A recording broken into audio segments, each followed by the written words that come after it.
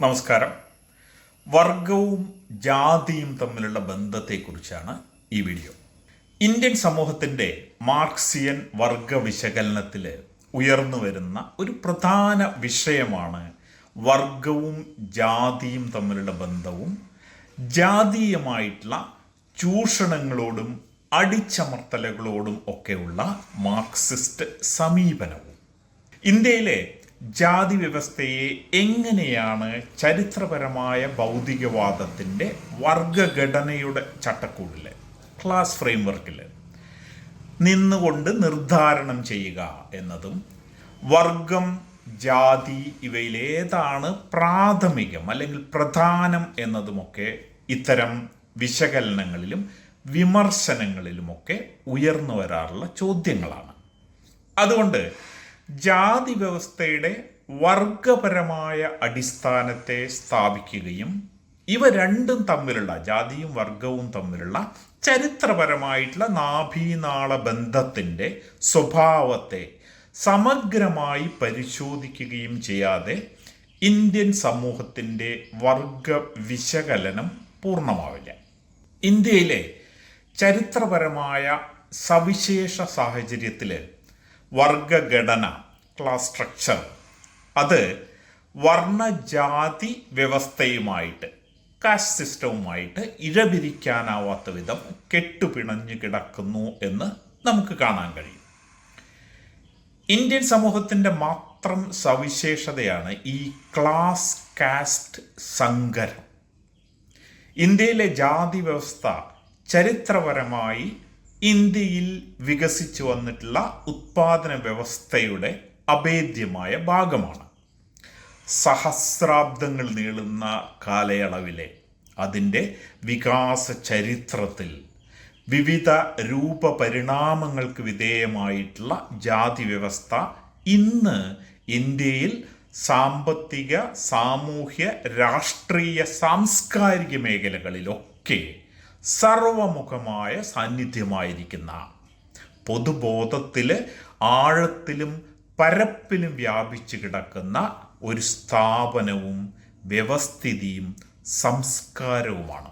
അതുകൊണ്ട് ജാതിയെ യാന്ത്രികമായി മേൽത്തട്ടിൻ്റെ സൂപ്പർ സ്ട്രക്ചർ, അതിൻ്റെ ഭാഗമായ സാംസ്കാരിക സ്ഥാപനം എന്നും പ്രാക് മുതലാളിത്ത ഫ്യൂഡൽ വ്യവസ്ഥിതിയുടെ അവശിഷ്ടം എന്നുമൊക്കെ വിലയിരുത്തുന്നതും ആധുനിക മുതലാളിത്ത ഉത്പാദന വ്യവസ്ഥ ശക്തിയാർജിക്കുന്നതോടെ സ്വമേധയാ അപ്രത്യക്ഷമാവുന്നത് എന്നുമൊക്കെ കണക്കാക്കുന്നത് ശരിയായിരിക്കില്ല.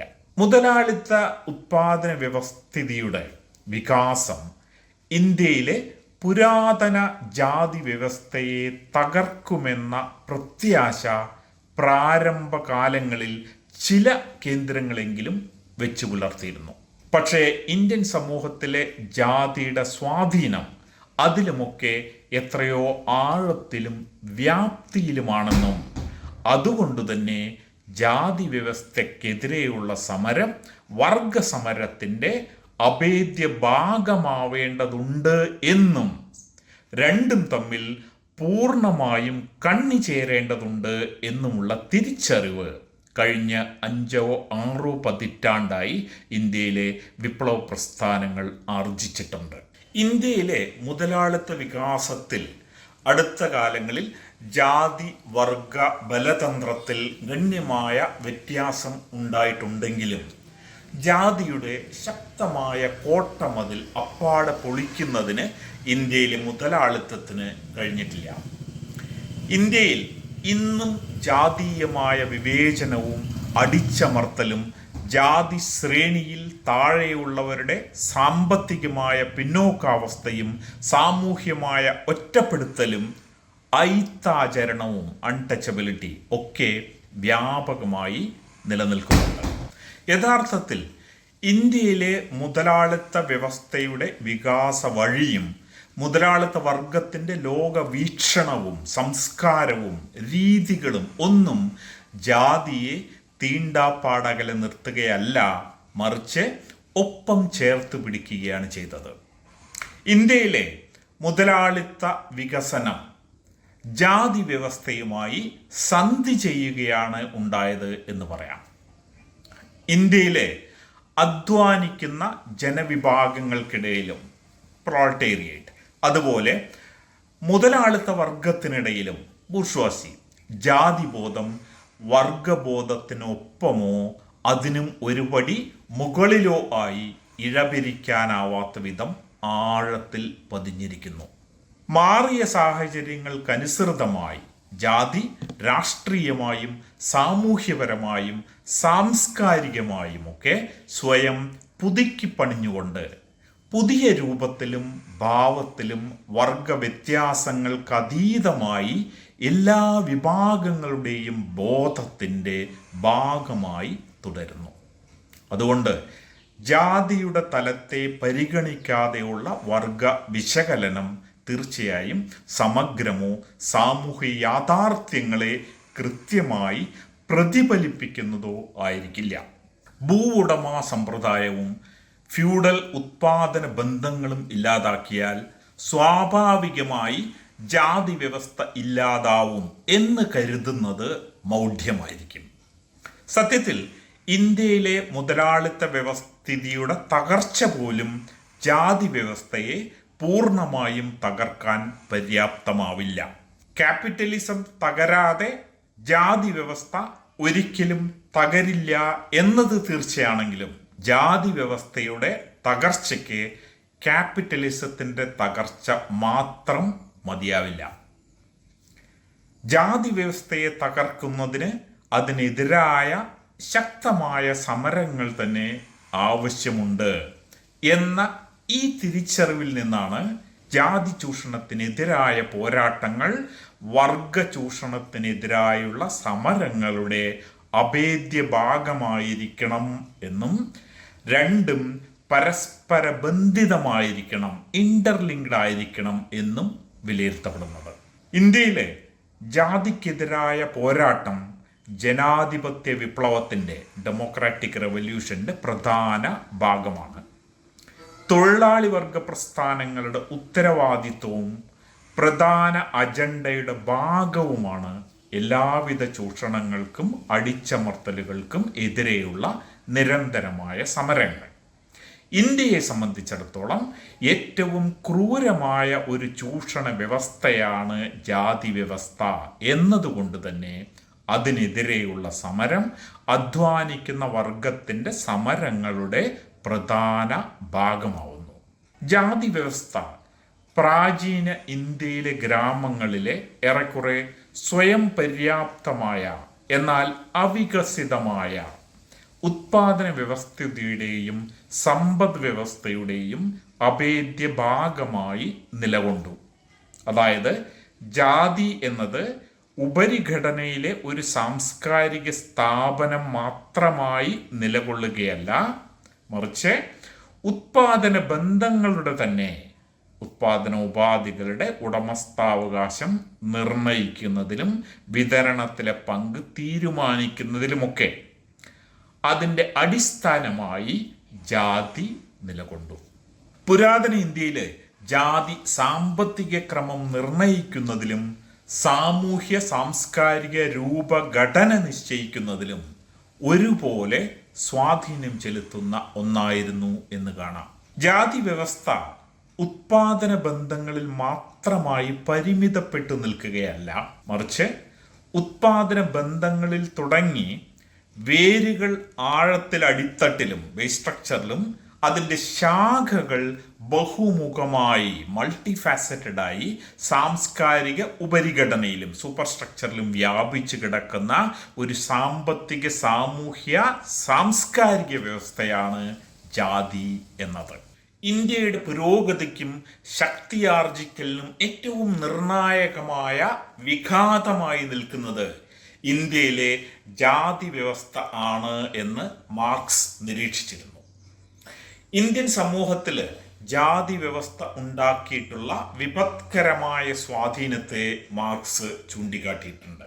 ഇന്ത്യയിലെ ജാതി വ്യവസ്ഥ എന്നത് പരമ്പരാഗതമായിട്ടുള്ള പൈതൃകമായി കൈമാറ്റം ചെയ്യപ്പെടുന്ന ജോലി വിഭജനത്തെ അടിസ്ഥാനപ്പെടുത്തി ഹെറിഡിറ്ററി ഡിവിഷൻ ഓഫ് ലേബർ, അതിനെ അടിസ്ഥാനപ്പെടുത്തി ഉയർന്നു വന്ന ഉത്പാദന ബന്ധം റിലേഷൻസ് ഓഫ് പ്രൊഡക്ഷൻ എന്ന് മാർക്സ് ശരിയായി വിലയിരുത്തി.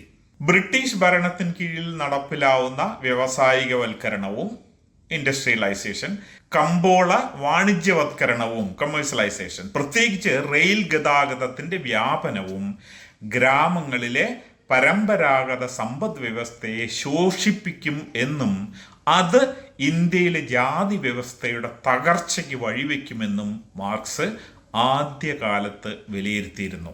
മാർക്സിനെ കോട്ട് ചെയ്താൽ, modern industry resulting from the railway system will dissolve the hereditary divisions of labor upon which rest the Indian caste, those decisive impediments to Indian progress and Indian power, unquote. പക്ഷേ പിൽക്കാലത്ത് marks തന്നെ ഈ നിരീക്ഷണം തിരുത്തുകയുണ്ടായി. Indian ഗ്രാമങ്ങളിലേതുപോലുള്ള സമൂഹങ്ങളിലെ പരമ്പരാഗത ഉത്പാദന ബന്ധങ്ങളിൽ rail ഗതാഗതത്തിൻ്റെ വികസനത്തിന് ഉണ്ടാക്കാൻ കഴിയുന്ന സ്വാധീനത്തെ താൻ ഉള്ളതിലേറെ പെരുപ്പിച്ചു കണ്ടു, എക്സാഗ്രേറ്റ് ചെയ്ത് കണ്ടു എന്ന് മാർക്സ് എഴുതി. ആയിരക്കണക്കിന് വർഷങ്ങളുടെ ചരിത്രമുള്ള ഇന്ത്യയിലെ ജാതി വ്യവസ്ഥ അത്രമേൽ ഇന്ത്യയിലെ ഉത്പാദന വ്യവസ്ഥയുടെ അഭേദ്യ ഭാഗമായിരുന്നു എന്ന് മാത്രമല്ല, അത് ജനങ്ങളുടെ ജീവിതത്തിൻ്റെ സർവതലങ്ങളെയും സ്പർശിക്കുകയും നിർണയിക്കുകയും ചെയ്യുന്ന സാമൂഹ്യ സാംസ്കാരിക സ്ഥാപനമായി വളർന്നു പന്തലിച്ച് വേരുറപ്പിച്ച് നിൽക്കുന്ന ഒരു വ്യവസ്ഥയായിരുന്നതിനാൽ അതിനെ ഇളക്കാൻ റെയിൽ വികസനമൊന്നും മതിയാവുമായിരുന്നില്ല. അതാണ് മാർക്സ് അതിനെ എക്സാഗ്രേറ്റ് ചെയ്ത് കണ്ടു എന്ന് പറഞ്ഞത്. ഇന്ന് തിരിഞ്ഞു നോക്കുമ്പോൾ നമുക്കറിയാം, റെയിൽവേയോ മുതലാളിത്ത ഉത്പാദന വ്യവസ്ഥയുടെ വികാസമോ വ്യാപനമോ ഒന്നും ജാതിയുടെ സ്വാധീനം തകർക്കാൻ പര്യാപ്തമായില്ല എന്ന്.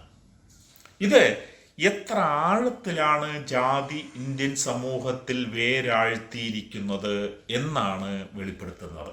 ജാതിയെ തകർക്കുകയോ അവഗണിക്കുകയോ അല്ല, മറിച്ച് അതിനെ തങ്ങൾക്ക് അനുകൂലമായി ഉപയോഗപ്പെടുത്തുകയാണ് ഇന്ത്യയിലെ ഭൂപ്രഭുക്കളും മുതലാളിത്ത വർഗവും ഒക്കെ ചെയ്തത് എന്നത് ജാതിയെ നിലനിർത്താനും ശക്തിപ്പെടുത്താനും സഹായിക്കുകയാണ് ഉണ്ടായത്. എന്നാൽ ഇവിടെ പ്രസക്തവും ശ്രദ്ധേയമായിട്ടുള്ള ഒരു കാര്യം, ഇന്ത്യയിലെ പുരാതന സാമൂഹ്യ രൂപമായ സോഷ്യൽ ഫോർമേഷൻ, ജാതി വ്യവസ്ഥയെ മാർക്സ് കൃത്യമായും അന്ന് നിലനിന്നിരുന്ന ഉത്പാദന ബന്ധങ്ങളുമായി ബന്ധപ്പെടുത്തുന്നു എന്നതാണ്. ജാതി വ്യവസ്ഥ തൊഴിൽ വിഭജനം, ഡിവിഷൻ ഓഫ് ലേബർ സൃഷ്ടിക്കുകയായിരുന്നോ അതോ നിലവിലിരുന്നിരുന്ന തൊഴിൽ വിഭജനം ജാതി വ്യവസ്ഥയിലേക്ക് നയിക്കുകയായിരുന്നോ ഉണ്ടായത് എന്ന ചോദ്യത്തിന് മാർക്സ് നൽകുന്ന ഉത്തരം തൊഴിൽ വിഭജനമാണ് പ്രാഥമികമെന്നും അത് കാലക്രമേണ ജാതി വ്യവസ്ഥയിലേക്ക് നയിക്കുകയായിരുന്നു എന്നുമാണ്. ചില ചരിത്രകാരന്മാരുടെ മറിച്ചുള്ള നിഗമനത്തെ മാർക്സ് നിരാകരിക്കുന്നുണ്ട്.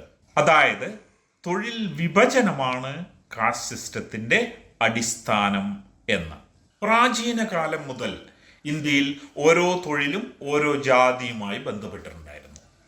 അഥവാ ഒരു ജാതിയിലുള്ളവർ ചെയ്യേണ്ട ജോലി, കുലത്തൊഴിൽ ഏതാണ് എന്ന് ജാതി വ്യവസ്ഥിതിയിൽ നിജപ്പെടുത്തിയിരിക്കുന്നു. ഒരു ജാതിയിലുള്ളവർ മറ്റൊരു ജാതിക്ക് പറഞ്ഞിട്ടുള്ള തൊഴിൽ ചെയ്യുന്നത് കഠിനമായ ശിക്ഷ ലഭിക്കുന്ന കുറ്റമായിരുന്നു.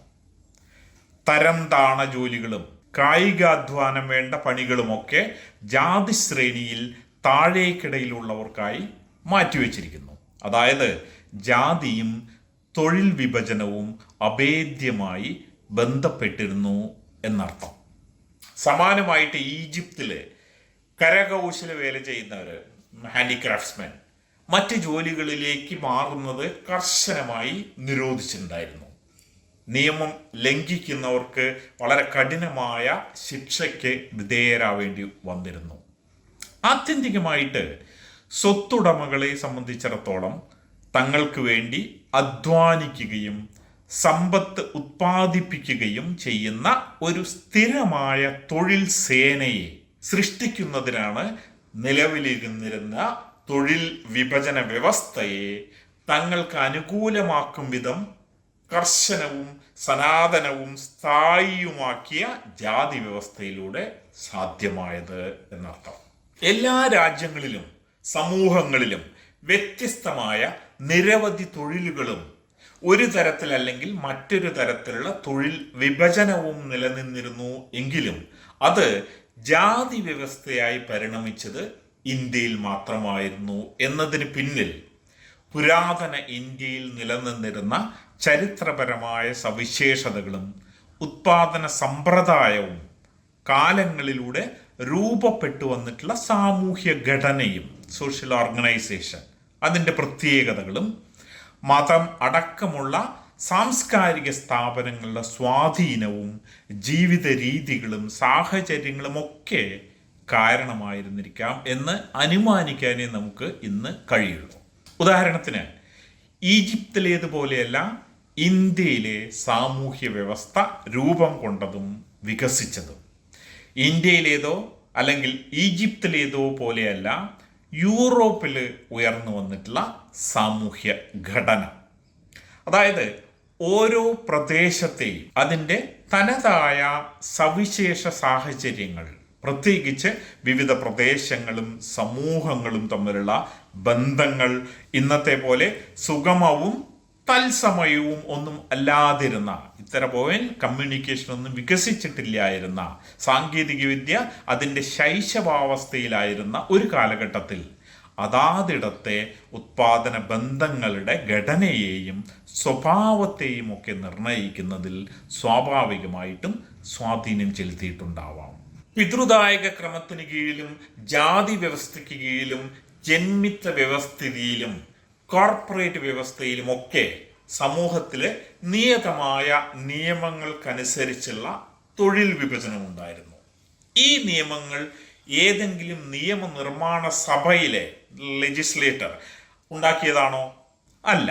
തുടക്കത്തിൽ ഇത്തരം ധാരണകളും ചട്ടങ്ങളും ഒക്കെ ജീവിക്കുന്നതിന് വേണ്ടി സാധനങ്ങൾ ഉൽപ്പാദിപ്പിക്കുന്ന രീതിക്കും സാഹചര്യങ്ങൾക്കും ആവശ്യങ്ങൾക്കും അനുസരിച്ച് ഉണ്ടാവുന്നതാണ്. വളരെ പിന്നീടാണ് അവയൊക്കെ ഔദ്യോഗിക നിയമമായിട്ട് മാറുന്നത്. അങ്ങനെ ഇതുപോലെയുള്ള വിവിധ തരത്തിലുള്ള തൊഴിൽ വിഭജന രീതികൾ വിവിധ തരത്തിലുള്ള സാമൂഹ്യ ഘടനയ്ക്കും ആധാരമായി എന്ന് മാർക്സ് അദ്ദേഹത്തിന്റെ പോവർട്ടി ഓഫ് ഫിലോസഫിയിൽ നിരീക്ഷിക്കുന്നു. നിയമനിർമ്മാണത്തിലൂടെ ചില കുടുംബങ്ങൾക്ക് ഭൂമിയുടെ മേലുള്ള ഉടമസ്ഥാവകാശം ശാശ്വതമാക്കുക, അല്ലെങ്കിൽ ചിലർക്ക് ചില തൊഴിലുകൾ പൈതൃക അവകാശമായി നീക്കിവെക്കുക തുടങ്ങിയവയൊക്കെ വിവിധ തൊഴിൽ വിഭജന രീതികളെ ക്രമേണ കൂടുതൽ സുശക്തവും നിയതവുമായ ഘടനയും ചട്ടങ്ങളും രീതികളുമൊക്കെയുള്ള ജാതി വ്യവസ്ഥയായി രൂപപ്പെടുത്തുന്നതിലേക്ക് നയിക്കുന്നതിനെ കുറിച്ചും മാർക്സ് സൂചിപ്പിച്ചു. ഓരോ തൊഴിലും ഓരോ കൂട്ടം ആളുകൾക്കോ വിഭാഗങ്ങൾക്കോ ഒക്കെയായി വിഭജിക്കപ്പെടുകയും അത് തുടക്കത്തിൽ തൊഴിലുകൾ കുറവായിരിക്കുകയും തൊഴിൽ വിഭജനം വളരെ പരിമിതമായ അളവിൽ മാത്രമായിരിക്കുകയും ഒക്കെ ചെയ്തിരുന്ന പ്രാചീന സമൂഹത്തിൽ അത് സ്വമേധയാ തിരഞ്ഞെടുക്കുന്നതോ അല്ലെങ്കിൽ വിവിധ കാരണങ്ങളാൽ നിശ്ചയിക്കപ്പെടുന്നതോ ഒക്കെ ആവും. പക്ഷേ ക്രമേണ ആ വിഭജനം സ്ഥായിയാവുകയും നിയമങ്ങളിലൂടെ, ധർമ്മശാസ്ത്രങ്ങൾ, നിയമസംഹിതകൾ എന്നിവയിലൂടെയൊക്കെ ഊട്ടി ഉറപ്പിക്കപ്പെടുന്ന അങ്ങനെയുള്ള നിയമങ്ങളിലൂടെ സാധൂകരിക്കുകയും ചെയ്യപ്പെടുന്നതിലൂടെ അതാത് വിഭാഗങ്ങൾക്ക് പൈതൃകമായി തൊഴിലുകൾ കുലത്തൊഴിലായി ചാർത്തിക്കൊടുക്കുന്നതിലൂടെ ഒക്കെ പഴയ അയവുള്ള തൊഴിൽ വിഭജന വ്യവസ്ഥ കൂടുതൽ ദൃഢവും കർശനവും ശ്രേണീബദ്ധവും ചൂഷണത്തിൻ്റെതുമായിട്ടുള്ള ജാതി വ്യവസ്ഥയായി കാലാന്തരത്തിൽ രൂപപരിണാമം കൈവരിച്ചു എന്ന് ചുരുക്കം. മാർക്സ് പറയുന്നത് കോട്ട്, ജാതികളും ഗിൽഡുകളും, അതായത് ഒരേ തൊഴിൽ ചെയ്യുന്നവരുടെ കൂട്ടായ്മ, ഇപ്പൊ കരകൗശല വിദഗ്ധർ അല്ലെങ്കിൽ ശില്പികൾ, അവരുടെയൊക്കെ കൂട്ടായ്മ ഉണ്ടാവുന്നത് സസ്യങ്ങളെയും മൃഗങ്ങളെയും ഒക്കെ വിവിധ സ്പീഷീസുകളും വകഭേദങ്ങളുമായി വേർതിരിക്കുന്നതിനെ നിയന്ത്രിക്കുന്ന അതേ പ്രകൃതി നിയമങ്ങളുടെ പ്രവർത്തനത്തിലൂടെ തന്നെയാണ്. അത് വികാസത്തിൻ്റെ ഒരു ഘട്ടമെത്തുമ്പോൾ ജാതിയുടെ പൈതൃക സ്വഭാവവും ഹെറിഡിറ്ററി നേച്ചർ ഗിൽഡുകളുടെ സമാനരെ മാത്രം ഉൾപ്പെടുത്തുന്ന അഥവാ അന്യരെ ഒഴിവാക്കുന്ന രീതിയുമൊക്കെ സമൂഹത്തിൻ്റെ നിയമമായി നിശ്ചയിക്കപ്പെടും എന്ന് മാത്രം അൺകോട്ട് എന്ന് ജാതി വ്യവസ്ഥയുടെ ആവിർഭാവത്തെ മാർക്സ് വിശദീകരിക്കുന്നു. Castes and guilds arise from the action of the same natural law that regulates the differentiation of plants and animals into species and varieties, except that when a certain degree of development has been reached, the heredity of caste and exclusiveness of guilds are ordained as a law of society. Marx Capital മൂലധനത്തിലെ 1-ാം വോള്യത്തിൽ പറയുന്നതാണ്. മുതലാളിത്ത വികാസം തൊഴിലുകളുടെ സ്വഭാവത്തിലും വൈവിധ്യത്തിലും തൊഴിൽ വിഭജനത്തിലുമൊക്കെ ഗണ്യമായ മാറ്റങ്ങൾ വരുത്തിയിട്ടുണ്ട്. ഇന്ത്യയിൽ പ്രാചീന ഫ്യൂഡൽ സമൂഹത്തിൽ നിലനിന്നിരുന്ന നിർബന്ധമായും ഒരാൾ തൻ്റെ ജാതിയുമായി ബന്ധപ്പെട്ട പരമ്പരാഗതമായ കുലത്തൊഴിലിൽ മാത്രമേ ഏർപ്പെടാവൂ എന്ന നിബന്ധനകളും ആചാരങ്ങളുമൊക്കെ മുതലാളിത്ത വികാസത്തിനിടയിൽ വഴിമാറി. പഴയ ധർമ്മശാസ്ത്രങ്ങളിലെ അത്തരം നിയമങ്ങൾ ഇന്ന് സാധുവല്ല, ആരും പിന്തുടരാറുമില്ല. എന്നാൽ സാമ്പത്തികമായി പിന്നോക്കം നിൽക്കുന്ന ജാതിയിൽ താഴേക്കിടയിലുള്ളവർ മറ്റ് തൊഴിലുകൾ പരിശീലിക്കുന്നതിനോ വിദ്യാഭ്യാസം നേടി കൂടുതൽ മെച്ചപ്പെട്ട തൊഴിലുകളിലേക്ക് മാറുന്നതിനോ കഴിയാതെ അവർ പരമ്പരാഗത തൊഴിലിൽ തന്നെ തളച്ചിടപ്പെടുന്ന അവസ്ഥ ഇന്ത്യൻ ഗ്രാമങ്ങളിൽ വളരെ വ്യാപകമായിട്ട് ഇന്നും തുടരുന്നുണ്ട് എന്നത് ഒരു യാഥാർത്ഥ്യമാണ്. ചരിത്രപരമായി ജാതി വ്യവസ്ഥയിലെ ഏറ്റവും അടിത്തട്ടിൽ നൂറ്റാണ്ടുകളോളം തലമുറകളായി സാമൂഹ്യവും സാമ്പത്തികവുമായ വിവേചനത്തിനും അടിച്ചമർത്തലിനും അടിമത്തത്തിനും വിധേയരായിട്ടുള്ള വലിയൊരു വിഭാഗം ഇന്നും സ്വത്തില്ലാത്ത, സാമ്പത്തികമായി ഏറ്റവും പിന്നോക്കം നിൽക്കുന്ന വിഭാഗങ്ങളായിട്ട് തന്നെ തുടരുന്നു. ഉത്പാദന ബന്ധങ്ങളിലും തൊഴിൽ വിഭജനത്തിലുമൊക്കെയുള്ള ജാതിയുടെ സ്വാധീനത്തിന് ശോഷണം സംഭവിച്ചിട്ടുണ്ടെങ്കിലും സാമൂഹ്യവും സാംസ്കാരികവുമായിട്ടുള്ള ജീവിത മേഖലകളിൽ ഇന്നും ജാതി വലിയൊരു ശക്തിയും സ്വാധീനവുമായിട്ട് തന്നെ തുടരുകയാണ്. സാമ്പത്തികമായി മുന്നേറ്റമുണ്ടായിട്ടുള്ള പിന്നോക്ക ജാതിയിൽപ്പെട്ടവർക്ക് പോലും സാമൂഹികമായ ഒറ്റപ്പെടുത്തലും വിവേചനവും അധിക്ഷേപവുമൊക്കെ നേരിടേണ്ടി വരുന്നുണ്ട്. അതായത് ജാതീയമായ ഉച്ചനീചത്വം സമൂഹത്തിൻ്റെ പൊതുബോധത്തിൽ ഇന്നും ശക്തമാണ്.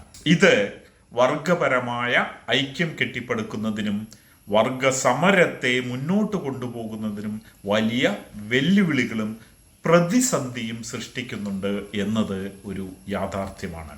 ജാതിയും വർഗവും തികച്ചും വ്യത്യസ്തങ്ങളായ സങ്കല്പങ്ങളാണെന്നും അവ തമ്മിൽ ഒരു ബന്ധവുമില്ലെന്നും വാദിക്കുന്നവരുണ്ട്. അവരുന്നയിക്കാറുള്ള ഒരു വാദം ജാതി വ്യവസ്ഥയിൽ നിന്ന് വ്യത്യസ്തമായി വർഗ വിഭജനത്തിൻ്റെ കാര്യത്തിൽ ശ്രേണിയിലെ ഉയർന്ന നിലയിലേക്ക് മുന്നേറാനുള്ള അപ്വേർഡ് മൊബിലിറ്റി, അതിനുള്ള അവസരമുണ്ട് എന്നാണ് വർഗവിഭജനത്തിൽ. അതായത് തൊഴിലാളി വർഗത്തിൽപ്പെട്ട ഒരാൾക്ക് ഉടമവർഗത്തിലേക്ക് മുതലാളിയായി മാറുന്നതിനുള്ള അവസരമുണ്ട് എന്നതാണ് ഈ വാദം.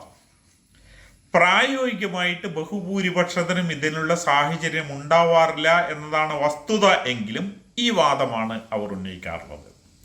ജാതി വ്യവസ്ഥയിലാകട്ടെ ജന്മനാൽ ഒരാളുടെ ജാതി നിശ്ചയിക്കപ്പെടുകയും ഹെറിഡിറ്ററി ആയിട്ട് നിശ്ചയിക്കപ്പെടുകയും ഒരു ജാതിയിൽ നിന്ന് മറ്റൊരു ജാതിയിലേക്കുള്ള മാറ്റം നിരോധിച്ചിരിക്കുകയും ആണല്ലോ. അതുകൊണ്ട് വർഗവും ജാതിയും തികച്ച വ്യത്യസ്തമായിട്ടുള്ള രണ്ട് സങ്കല്പങ്ങളാണെന്നും വർഗ സിദ്ധാന്തം ഉപയോഗിച്ച് ജാതിയെ വിശകലനം ചെയ്യാൻ കഴിയില്ലെന്നുമാണ് പ്രസ്തുത വാദം. ഈ വാദത്തിൽ ശരിക്ക് ഒട്ടും കഴമ്പില്ല എന്ന് കാണാൻ പ്രയാസമില്ല. ജാതി സമൂഹത്തിലെ ഉത്പാദന ബന്ധങ്ങളിൽ താഴേക്കിടയിലുള്ള പണിയെടുക്കുന്ന വിഭാഗങ്ങൾ ഏറെക്കുറെ മുഴുവനും ജാതിയിൽ താഴ്ന്ന വിഭാഗങ്ങളായിരുന്നു. സ്വത്തുടമകൾ ജാതി ശ്രേണിയിൽ ഏറ്റവും മുകൾ തട്ടിലുള്ളവരുമായിരുന്നു.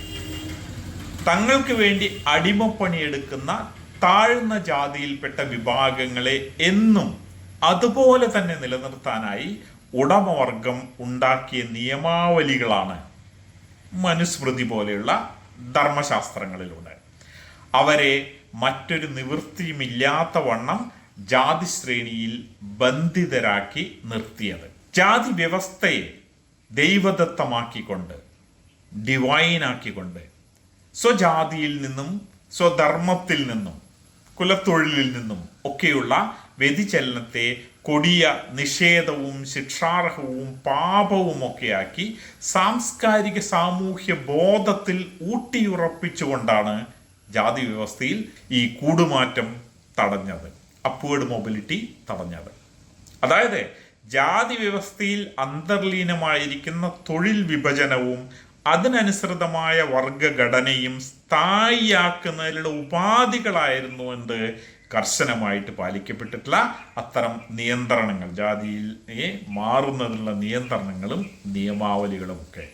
ഈ നിയമങ്ങൾക്കും നിയന്ത്രണങ്ങൾക്കുമൊക്കെ ഉണ്ടായിരുന്ന ലക്ഷ്യവും ഉദ്ദേശവും അതിൻ്റെ അടിയിൽ ഉറപ്പിച്ചിട്ടിരിക്കുന്ന സ്വത്തുടമകളെന്നും അവർക്ക് വേണ്ടി പണിയെടുക്കുന്നവരെന്നുമുള്ള വർഗപരമായ തരംതിരിവിനെ കോട്ട പോലെ സംരക്ഷിക്കുക എന്നത് തന്നെയായിരുന്നു. അടിമത്ത വ്യവസ്ഥയിലോ ഫ്യൂഡൽ വ്യവസ്ഥയിലോ ഉള്ളതിൽ നിന്ന് വ്യത്യസ്തമായിട്ട് മുതലാളിത്ത വ്യവസ്ഥയുടെ ചലനത്തിന് ആവശ്യമായിട്ടുള്ള തൊഴിൽ സേനയുടെ വൈപുല്യവും വൈവിധ്യവും ഇത്തരം നിയന്ത്രണങ്ങളെ അപ്രസക്തവും അപ്രായോഗികവുമാക്കുന്നു. അതുകൊണ്ടും ഇവ ഉത്പാദനത്തിന് വികാസം സൃഷ്ടിച്ച് വിപരീത ഫലം ഉണ്ടാക്കും എന്നതുകൊണ്ടുമാണ് മുതലാളിത്ത ഉത്പാദന വ്യവസ്ഥ ഈ കുലത്തൊഴിൽ, പൈതൃകം തുടങ്ങിയ ജാതി വ്യവസ്ഥയുടെ ഹൃദയം തന്നെയായിട്ടുള്ള ചട്ടങ്ങളെയും രീതികളെയും ശാസനകളെയും ഒക്കെ മറികടന്നത്. അടിമകളെയും ഫ്യൂഡൽ വ്യവസ്ഥിതിയിലെ ജാതിയിൽ താഴെ തട്ടിലായിട്ടുള്ള അധ്വാനിക്കുന്ന വിഭാഗങ്ങളെയും ഒക്കെ ജാതി വ്യവസ്ഥയുടെ നിയമാവലികളിലൂടെയും ബലപ്രയോഗത്തിലൂടെയും മതമടക്കമുള്ള മറ്റ് സാംസ്കാരിക സ്ഥാപനങ്ങളിലൂടെയും ഭൂവുടമകളും ഭരണവർഗവും ചേർന്ന് തളച്ചിട്ടപ്പോൾ ആധുനിക കാലത്ത് മുതലാളിത്തത്തിന് കീഴിൽ അത്തരം നിയമങ്ങളൊന്നുമില്ലാതെ തന്നെ സാമ്പത്തികമായ ചൂഷണത്തിന് വിധേയരായി അധ്വാനിക്കുന്ന വർഗം ജീവിതകാലം മുഴുവൻ ഉടമവർഗത്തിനായി പണിയെടുക്കുന്നവരായി ദുരിത ജീവിതം തുടരുന്നു. അതായത് ജാതി വ്യവസ്ഥ അടിച്ചേൽപ്പിച്ച തൊഴിൽപരമായ നിയന്ത്രണങ്ങളും ഘടനയും ആധുനിക മുതലാളിത്ത സമൂഹത്തിൽ വലിയൊരളവിൽ അപ്രസക്തമായി എങ്കിലും ജാതി വ്യവസ്ഥയുടെ സ്വാധീനം ഒട്ടും ശോഷിക്കാതെ സമൂഹത്തിൽ നിലനിൽക്കുന്നു എന്ന് നമുക്കറിയാം.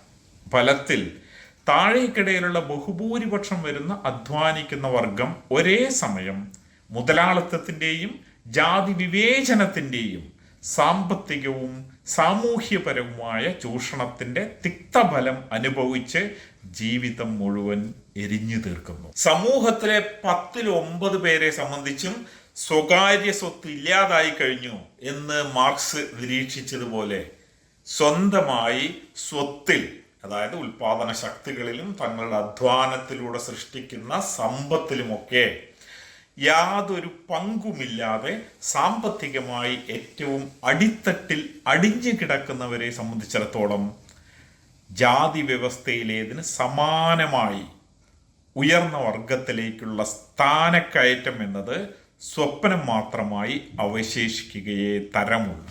തീർച്ചയായിട്ടും വർഗപരമായ വിഭജനം, ക്ലാസ് ഡിവിഷൻസും ജാതീയമായ തരംതിരിവും, കാസ്റ്റ് ഫോർമേഷൻസ് ഒരേ സംഗതി, ഐഡന്റിക്കൽ ആണെന്നല്ല ഇവിടെ ഉദ്ദേശിക്കുന്നത്.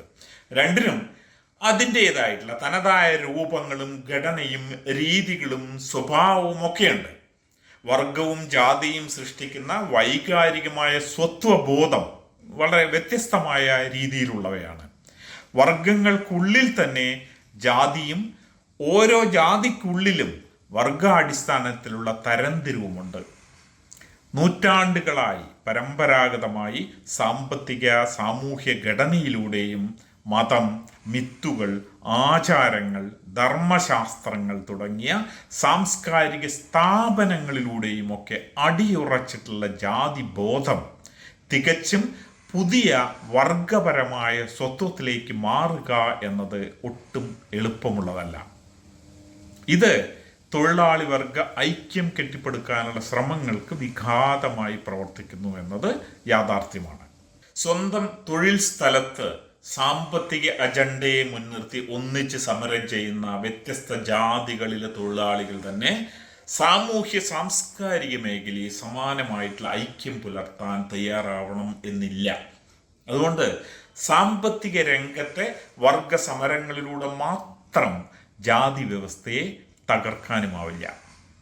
സമൂഹത്തിൽ ഇന്നും പ്രബലമായിട്ടുള്ള ജാതി ബോധം താഴ്ന്ന ജാതിയിലുള്ളവർ അനുഭവിക്കുന്ന സാമ്പത്തിക പിന്നോക്കാവസ്ഥയെയും ചൂഷണത്തെയും ഒക്കെ സ്വാഭാവികമായി കണക്കാക്കുന്നതിന് പ്രേരകമാവുന്നതാണ്. ജാതിയിൽ താഴ്ന്ന വിഭാഗങ്ങൾക്ക് നേരെയുള്ള മുൻവിധികളും സമീപനങ്ങളും സമൂഹത്തിൽ ഇന്നും വ്യാപകമാണ്. ബഹുഭൂരിപക്ഷം പിന്നോക്ക ജാതിയിലുള്ളവരും തുച്ഛമായ വരുമാനം മാത്രം ലഭിക്കുന്ന ചെറിയ ജോലികൾ ചെയ്യാൻ നിർബന്ധിതരാവുന്ന സാഹചര്യം അവരെ കൂടുതൽ ദാരിദ്ര്യത്തിലേക്ക് തള്ളിവിടുന്നു. ഇത് ഒരു വിഷമവൃത്തം പോലെ അവരെ സമൂഹത്തിൽ വീണ്ടും കൂടുതൽ ഒറ്റപ്പെടുന്നതിലേക്ക് നയിക്കുകയും ചെയ്യുന്നു. അങ്ങനെ തലമുറകളായി ജാതി ശ്രേണിയിൽ അടിത്തട്ടിൽ ഉഴലുന്നവർ എല്ലാ തലങ്ങളിലുമുള്ള സാമ്പത്തികവും സാമൂഹ്യവുമായ കഠിനമായിട്ടുള്ള ചൂഷണത്തിന് അടിപ്പെട്ട് നിസ്സഹായരായി ഏറ്റവും ദരിദ്രരായി ജീവിക്കാൻ നിർബന്ധിതരാവുന്നു. ഇത്തരം ഇന്ത്യൻ സാമൂഹ്യ യാഥാർത്ഥ്യങ്ങളെ കണക്കിലെടുത്ത് അതിനനുസൃതമായി ജാതി വിരുദ്ധ സമരങ്ങളെ ഇണക്കി ചേർത്തുകൊണ്ടുള്ള വർഗസമരത്തിൻ്റെ സമീപനം രൂപപ്പെടുത്തേണ്ടതിൻ്റെ പ്രാധാന്യമാണ് ഇതൊക്കെ ഉയർത്തുന്നത്. ഇന്ത്യൻ സമൂഹത്തിൽ പ്രാചീന കാലത്തെ ഉത്പാദന വ്യവസ്ഥയിൽ ആഴത്തിൽ വേരുകളുള്ള നൂറ്റാണ്ടുകൾ നീണ്ട സാമൂഹ്യ വികാസ പരിണാമ ചരിത്രത്തിൽ നിരവധി രൂപപരിണാമങ്ങൾക്ക് വിധേയമായിട്ടുള്ള സാമൂഹ്യ സാമ്പത്തിക ഘടനാരൂപം സോഷ്യോ എക്കണോമിക് ഫോർമേഷൻ എന്ന നിലയ്ക്ക് ജാതി വ്യവസ്ഥയെ മനസ്സിലാക്കുകയും വർഗഘടനയുമായി കൂട്ടിയിണക്കുകയും ചെയ്യേണ്ടത് ഇന്നത്തെ വർഗ സമരങ്ങളെ ജാതി വിരുദ്ധ സമരങ്ങളുമായി കണ്ണി ചേർക്കാൻ അത്യന്താപേക്ഷിതമാണ്. പ്രാചീന ഇന്ത്യയിൽ കൃഷിയുടെ വ്യാപനവും തുടർന്നുണ്ടായിട്ടുള്ള സ്വകാര്യ സ്വത്തിൻ്റെ ആവിർഭാവവും പുതിയ ഉത്പാദന ബന്ധങ്ങളും തൊഴിൽ വിഭജനങ്ങളും സൃഷ്ടിച്ചു. ഭൂമിയും കന്നുകാലികളും പോലുള്ള സ്വത്തുവകകൾ സമൂഹത്തിലെ ശക്തരായിട്ടുള്ള ഒരു ന്യൂനപക്ഷത്തിൻ്റെ അവകാശത്തിൻ്റെ കീഴിലായപ്പോൾ സമൂഹത്തിലെ ബഹുഭൂരിപക്ഷം വരുന്ന ജനങ്ങൾ സ്വത്തിൽ യാതൊരുവിധ അവകാശവുമില്ലാത്ത അതിജീവനത്തിനായി രാപ്പകൽ പണിയെടുക്കാൻ നിർബന്ധിതരായ ദുർബല വിഭാഗങ്ങളായി അരികുവൽക്കരിക്കപ്പെട്ടു. പണിയെടുക്കുന്ന ഈ വിഭാഗങ്ങളെ സ്വത്തിനുടമകളായിട്ടുള്ള ചെറിയൊരു വിഭാഗം ചൂഷണം ചെയ്യുകയും അടിമകളാക്കുകയും ചെയ്ത തൊഴിൽ വിഭജന വ്യവസ്ഥയെ സ്ഥാപനവൽക്കരിക്കുകയായിരുന്നു ഇന്ത്യയിലെ വർണ്ണവ്യവസ്ഥ. ഒരു ചെറിയ വിഭാഗത്തെ, അന്ന് സ്വത്തും അധികാരവും കൈയാളിയിരുന്നവരെ, എന്നേക്കുമായിട്ടുള്ള ഉടമകളും പണിയെടുക്കുന്ന വലിയൊരു വിഭാഗത്തെ അടിമകളുമാക്കി ഉയർന്നു വന്നിട്ടുള്ള വർഗ വിഭജനം സ്ഥായിയാക്കുകയും സനാതനമാക്കുകയുമാണ് ഫലത്തിൽ വർണ്ണവ്യവസ്ഥ ചെയ്തത്. മനുസ്മൃതിയെ പോലുള്ള ധർമ്മശാസ്ത്രങ്ങളും പുരാണങ്ങളും ഒക്കെ വർണ്ണവ്യവസ്ഥയെ മതപരവും ദൈവികവുമായ പരിവേഷങ്ങൾ നൽകി പവിത്രമാക്കുകയും ശാശ്വതമാക്കുകയും ചെയ്തു. ചൂഷണാധിഷ്ഠിതമായ ഒരു സാമൂഹ്യ സാമ്പത്തിക വ്യവസ്ഥയെ സനാതനമാക്കി നിലനിർത്തുന്നതിനുള്ള ശ്രമങ്ങളായിരുന്നു അതിന് നൽകപ്പെട്ടിട്ടുള്ള ദൈവിക പരിവേഷം. അതായത് ചാതുർവർണ്ണ വ്യവസ്ഥയുടെ വേര് കിടക്കുന്നത് പ്രാചീന ഇന്ത്യയിലെ തൊഴിൽ വിഭജനത്തിലും ഉത്പാദന ബന്ധങ്ങളിലുമാണ് എന്നർത്ഥം. പുരാതന ഇന്ത്യയിലെ ഉത്പാദനവും വിതരണവും അടക്കമുള്ള സ്വകാര്യ സ്വത്ത്, പ്രൈവറ്റ് പ്രോപ്പർട്ടി കേന്ദ്രീകൃതമായ ഒരു ഉത്പാദന വ്യവസ്ഥയുടെ രൂപവും ഘടനയും ഉത്പാദന ബന്ധങ്ങളും അതിൻ്റെ സാംസ്കാരിക രൂപങ്ങളും സ്ഥാപനങ്ങളും ഒക്കെ അടങ്ങിയിട്ടുള്ള സമഗ്രമായ ഒരു വ്യവസ്ഥിതിയാണ് ഇന്ത്യയിലെ വർണ്ണാശ്രമ വ്യവസ്ഥ. സാമ്പത്തികമായിട്ടുള്ള നിയന്ത്രണങ്ങളും നിയമങ്ങളും മാത്രമല്ല, സാമൂഹ്യവും സാംസ്കാരികവുമായിട്ടുള്ള ചട്ടക്കൂടുകളും ശാസനകളും പ്രബോധനങ്ങളും ആചാരങ്ങളും ഒക്കെ ചാതുർവർണ്ണ്യത്തെ സാമൂഹ്യ ഘടനയുടെ അടിസ്ഥാനമാക്കുന്നതിൽ പ്രധാനമായിട്ടുള്ള പങ്കുവഹിച്ചു. മനുസ്മൃതിയുടെ കാലമാകുമ്പോഴേക്കും കായികമായിട്ടുള്ള അധ്വാനത്തിലേർപ്പെടുന്ന ഏതാണ്ട് എല്ലാ വിഭാഗക്കാരും വർണ്ണവ്യവസ്ഥയിൽ ശൂദ്രവിഭാഗക്കാരായി താഴ്ത്തപ്പെട്ടിരുന്നു. ചാതുർവർണ്ണ്യ വ്യവസ്ഥയിൽ ബ്രാഹ്മണരും ക്ഷത്രിയരും പുരാതന ഇന്ത്യയിലെ ഭരണവർഗമായി തങ്ങളുടെ അധികാരം ഉറപ്പിച്ചപ്പോൾ ബഹുഭൂരിപക്ഷം വരുന്ന ശൂദ്രവിഭാഗം സാമൂഹ്യവും സാമ്പത്തികവുമായി ഏറ്റവും അടിത്തട്ടിലേക്ക് ഒതുക്കപ്പെട്ടു. ഭരണവർഗത്തിൻ്റെ കടുത്ത ചൂഷണത്തിന് വിധേയമാക്കപ്പെടുന്നവരായി ശൂദ്രരും അതിനും താഴേക്കിടയിലേക്ക് തള്ളപ്പെട്ടവരും ഉൾപ്പെടുന്ന അധ്വാനിക്കുന്നവരുടെ വർഗം. ഭരണാധികാരം മാത്രമല്ല, മതവും ഈ ചൂഷണ വ്യവസ്ഥയെ നിലനിർത്താനും ശക്തിപ്പെടുത്താനും നിയമാനുസൃതമാക്കാനും ചൂഷിതരെ കൊണ്ട് തന്നെ വ്യവസ്ഥയെ അംഗീകരിപ്പിക്കാനും ഒക്കെയുള്ള മാർഗങ്ങളായി. സ്വധർമ്മം വിട്ട് മറ്റൊരു ജാതിയുടെ ധർമ്മം അഥവാ തൊഴിലിൽ ഏർപ്പെടുന്നത് ഏറ്റവും വലിയ പാപമായിട്ടാണ് മനുസ്മൃതിയും ഭഗവത്ഗീതയും ഒക്കെ പോലെയുള്ള ധർമ്മശാസ്ത്രങ്ങൾ ചിത്രീകരിച്ചിട്ടുള്ളത് എന്ന് നമുക്കറിയാം. ജാതി തൊഴിലുമായി അഭേദ്യമായി ബന്ധപ്പെട്ടിരിക്കുന്നത് കൊണ്ട് സ്വന്തം കുലത്തൊഴിൽ മാറാൻ ഒരാൾക്കും അനുവാദമില്ലാതിരുന്നത് കൊണ്ടും ഒരു ജാതിയിൽ നിന്ന് മറ്റൊരു ജാതിയിലേക്ക് മാറുക എന്നത് അനുവദനീയമായിരുന്നില്ല. തങ്ങളെ സേവിക്കുന്ന വലിയ ഒരു അടിമവർഗത്തെ അതേപടി നിലവിലുള്ള വ്യവസ്ഥിതിയിൽ സ്ഥായിയായി നിലനിർത്താൻ ഉടമവർഗത്തിന് ഇത് ആവശ്യമായിരുന്നു.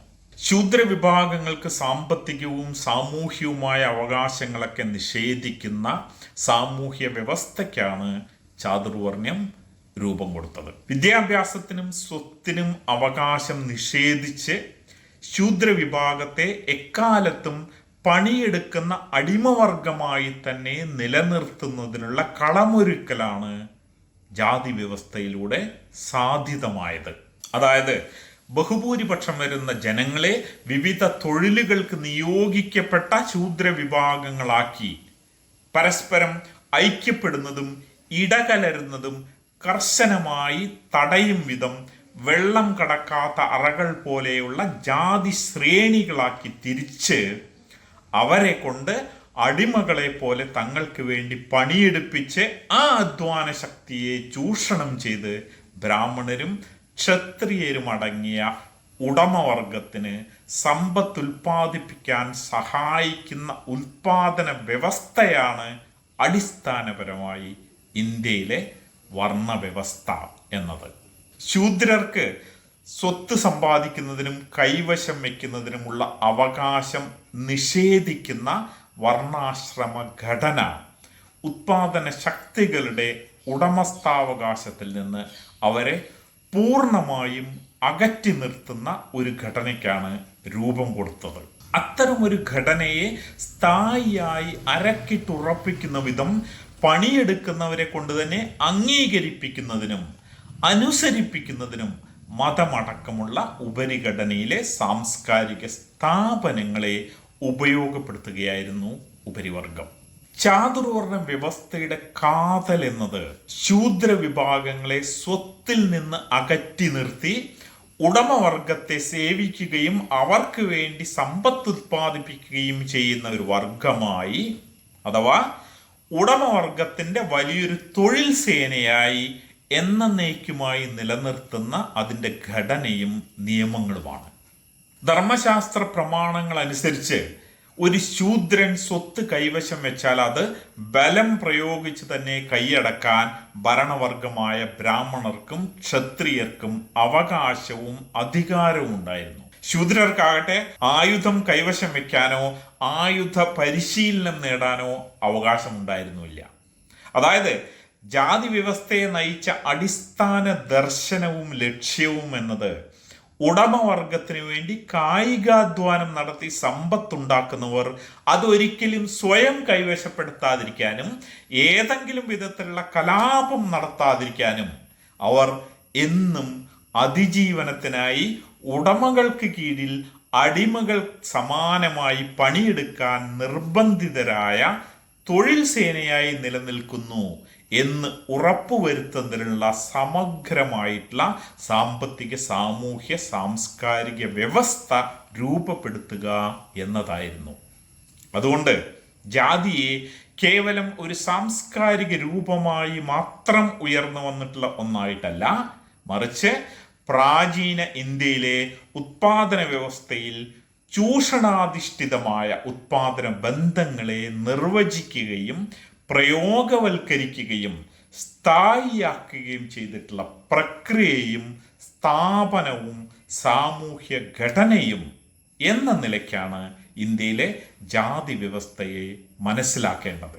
ശുദ്ധാശുദ്ധ സങ്കല്പവും പ്യൂരിറ്റിയെ കുറിച്ചിട്ടുള്ള സങ്കല്പങ്ങളും കർമ്മ സിദ്ധാന്തവും ഒക്കെ ഈ ചൂഷണ വ്യവസ്ഥയ്ക്ക് പ്രത്യയശാസ്ത്രപരമായിട്ടുള്ള ന്യായീകരണങ്ങൾ ചമച്ച് അതിനെ സനാതനമാക്കുന്നതിനുള്ള, ദൈവീകമാക്കുന്നതിനുള്ള സാംസ്കാരിക ഉപാധികളായിരുന്നു എന്ന് നമുക്കറിയാം. അങ്ങനെ 4 വർണ്ണങ്ങൾ നൂറ്റാണ്ടുകളിലൂടെ വിവിധ ദേശങ്ങളിലെ വ്യത്യസ്തങ്ങളായ ആചാരങ്ങളും വിശ്വാസങ്ങളും വിവാഹ രീതികളും സാമ്പത്തിക ക്രമവും തൊഴിൽ വിഭജനവും ഒക്കെ അടിസ്ഥാനപ്പെടുത്തി ആയിരക്കണക്കിന് ജാതികളും ഉപജാതികളുമായി സമൂഹം പല തട്ടുകളിലായി വിഭജിക്കപ്പെട്ട് കിടക്കുന്ന ഏറെ സങ്കീർണമായ, ഏറെ ആഴത്തിൽ വ്യാപിച്ച് കിടക്കുന്ന ബഹുമുഖമായൊരു സംവിധാനമായി മാറി ഇന്ത്യയിലെ ജാതി വ്യവസ്ഥ എന്നത്.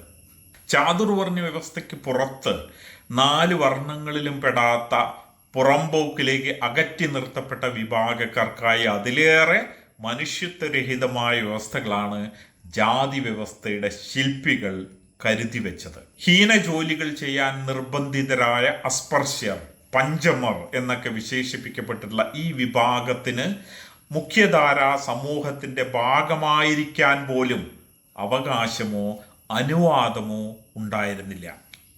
അവർക്ക് ഗ്രാമങ്ങളിൽ താമസിക്കാനോ പകൽ വെളിച്ചത്തിൽ പുറത്തിറങ്ങി നടക്കാനോ പോലും അവകാശമില്ലായിരുന്നു. മേൽജാതിക്കാർ അവരെ കാണാതിരിക്കാൻ സ്വയം അവർ കഴുത്തിൽ മണികെട്ടി നടക്കേണ്ടതുണ്ടായിരുന്നു. അവർ ഗ്രാമങ്ങളുടെ പുറംപോക്കുകളിൽ, ജനവാസമില്ലാത്ത മേഖലകളിൽ താമസിച്ചു. അവർക്ക് വീട് വയ്ക്കാൻ അവകാശമില്ലായിരുന്നു.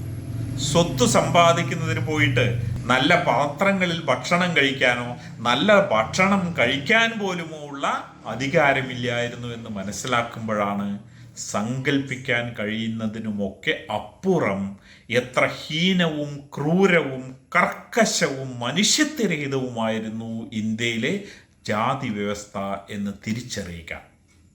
അങ്ങനെ അനേകം നൂറ്റാണ്ടുകളായിട്ടുള്ള ഭരണവർഗമായ സവർണ ജാതിയുടെ ദയാരഹിതമായ ചൂഷണത്തിൻ്റെയും അടിച്ചമർത്തലിൻ്റെയും ഫലമായി അരക്കിട്ടുറപ്പിക്കപ്പെട്ട വർണ്ണജാതി വ്യവസ്ഥ പ്രാചീന ഉത്പാദന ബന്ധങ്ങൾക്കും അതിനനുസൃതമായി രൂപം കൊണ്ട സാമൂഹ്യ ഘടനയ്ക്കും നിയമസാധുത നൽകി.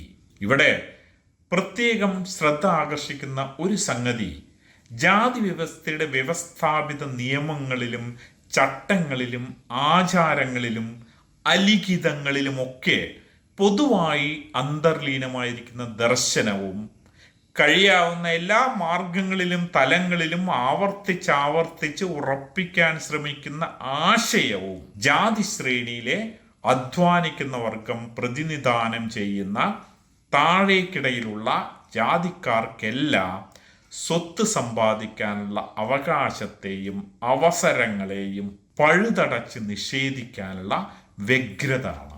അതായത് ആത്യന്തികമായി ജാതി എന്നത് സമ്പത്തിൻ്റെ ഉടമസ്ഥാവകാശത്തെ സംബന്ധിച്ചിട്ടുള്ളതാണ്. അതിന് ചുറ്റുമുള്ള മറ്റെല്ലാ അലങ്കാരങ്ങളും ആ ഉടമസ്ഥാവകാശത്തെയും അത് സംരക്ഷിച്ച് നിർത്തുന്ന സാമൂഹ്യ ഘടനയെയും സാധുവാക്കാനും സ്ഥായിയാക്കാനുമുള്ള ഉപാധികളും ഉപകരണങ്ങളുമാണ്. ആധുനിക കാലത്ത് ജാതി ഉത്പാദന വ്യവസ്ഥയിൽ നിന്ന് വേറിട്ട് തനതായിട്ടുള്ള സ്വതന്ത്ര അസ്തിത്വവും അധികാരവും ഓട്ടോണമി സ്വാധീനവും ഒക്കെയുള്ള സാമൂഹ്യ സാംസ്കാരിക ശക്തിയും സ്ഥാപനവുമായി വർത്തിക്കുന്നു എന്ന് ഇന്ന് നമുക്ക് കാണാം. ആധുനിക മുതലാളിത്ത ഉത്പാദന വ്യവസ്ഥിതിയിൽ നേരിട്ട് ഉത്പാദന ബന്ധങ്ങളെ നിർവചിക്കുന്നതിൽ ജാതിയുടെ സ്വാധീനം ശോഷിച്ചിരിക്കുന്നു എങ്കിലും സാംസ്കാരികമായ പൊതുബോധത്തിൽ ഇന്നും ജാതി ഒരു ശക്തമായ ഘടകമായി പ്രവർത്തിക്കുന്നുണ്ട്. മുതലാളിത്ത വികസനത്തിലും സമ്പത്തിന്റെ സിംഹഭാഗവും കൈയാളുന്ന വർഗം ഇന്നും മേൽജാതിയിലുള്ളവർ തന്നെയാണ്. സമൂഹത്തിലെ പ്രധാനപ്പെട്ട അധികാര സ്ഥാനങ്ങളിലും നയപരമായ തീരുമാനങ്ങളിലുമൊക്കെ ദളിത് വിഭാഗക്കാരുടെയും മറ്റ് പിന്നോക്ക ജാതിക്കാരുടെയും ഒക്കെ പങ്കാളിത്തം തുലോം കുറവാണ്. ഇപ്പോഴും സമൂഹത്തിലെ ഏറ്റവും താഴേക്കിടയിലുള്ളവർ ജാതിയിലും ഏറ്റവും പിന്നോക്കക്കാരാണ് എന്നുള്ളത് യാദൃശ്ചികമല്ല. ചരിത്രപരമായി തലമുറകളായി സമ്പത്തിൽ നിന്ന് മാറ്റി നിർത്തപ്പെട്ടവർ സമൂഹത്തിൻ്റെ മുന്നണിയിലേക്ക് വരുന്നതിന് ഇപ്പോഴും ഒരുപാട് പ്രതിസന്ധികൾ നേരിടുന്നുണ്ട്. മുതലാളിത്ത വ്യവസ്ഥിതിക്കുള്ളിലെ സാമ്പത്തികമായ കടുത്ത ചൂഷണത്തിന് പുറമേ അവർ സാമൂഹ്യമായ വിവേചനവും താഴ്ന്ന ജാതി എന്ന കളങ്കം ചാർത്തിക്കൊടുക്കുന്ന സാമൂഹ്യമായ അപമാനവും സഹിക്കേണ്ടി വരികയും സാമൂഹ്യമായി താഴ്ന്ന പദവിയിൽ തന്നെ തുടരേണ്ടി വരികയും ചെയ്യുന്നു എന്ന് കാണാം. സമൂഹത്തിലെ അധികാര സ്ഥാനങ്ങളിലും നയരൂപീകരണ വേദികളിലും സുപ്രധാന തീരുമാനങ്ങളിലും സാമ്പത്തിക പ്രക്രിയയിലുമൊക്കെ പ്രാതിനിധ്യം നിഷേധിക്കപ്പെട്ട് അരികുവൽക്കരിക്കപ്പെട്ട അധ്വാനിക്കുന്ന വലിയൊരു വിഭാഗം ജനങ്ങൾ അങ്ങനെ വർഗപരമായും ജാതീയമായും തലമുറകളായി ചൂഷണത്തിന് വിധേയമായി കൊണ്ടിരിക്കുന്നു എന്നതാണ് ഇന്ത്യൻ സമൂഹത്തിൻ്റെ യഥാർത്ഥ പരിച്ഛേദം. അതുകൊണ്ട് വർഗമോ ജാതിയോ പ്രാഥമികം എന്ന ചോദ്യം തന്നെ ഒരുപക്ഷെ ഇന്ന് നിരർത്ഥകമായിരിക്കും. കാരണം ജാതിയോ വർഗമോ എന്ന ബൈനറി ചോദ്യത്തിലുപരി ഇന്ത്യയിൽ ജാതിയും വർഗവും വെള്ളം കടക്കാത്ത രണ്ടറകളായി സ്ഥിതി ചെയ്യുകയല്ല, മറിച്ച് അവ ഇഴപിരിയാനാവാത്ത വിധം ഒന്ന് മറ്റൊന്നുമായി കെട്ടുപിണഞ്ഞു കിടക്കുകയാണ് എന്ന് തിരിച്ചറിയുകയും പല വിധത്തിലുള്ള സാമൂഹ്യ ബന്ധങ്ങളുടെ ആകത്തുകയായി നിലനിൽക്കുന്ന സമൂഹത്തെ ജാതിരഹിത വർഗരഹിത സമൂഹമായി പരിവർത്തിപ്പിക്കുന്നതിനായിട്ടുള്ള സമരങ്ങൾക്ക് ശക്തി പകരുകയും ആധുനിക സമൂഹത്തിലെ എല്ലാവിധ ചൂഷണങ്ങളുടെയും കേന്ദ്രസ്ഥാനത്ത് നിൽക്കുന്ന മുതലാളിത്ത വ്യവസ്ഥയെ തകർക്കാനുള്ള സമരങ്ങളിൽ ഒന്ന് മറ്റൊന്നിനെ ദുർബലപ്പെടുത്താത്ത വിധത്തിൽ വർഗസമരത്തെയും ജാതിവിരുദ്ധ സമരത്തെയും കൂട്ടിയിണക്കുകയും ചെയ്യുന്ന ചാലകശക്തികളെയും വിപ്ലവ പരിപാടിയെയും കുറിച്ചുള്ള ചരിത്രപരമായ ഭൗതികവാദ അന്വേഷണമാണ് മാർക്സിസത്തെ സംബന്ധിച്ചിടത്തോളം പ്രധാനമായിരിക്കുന്നത്. നന്ദി, നമസ്കാരം.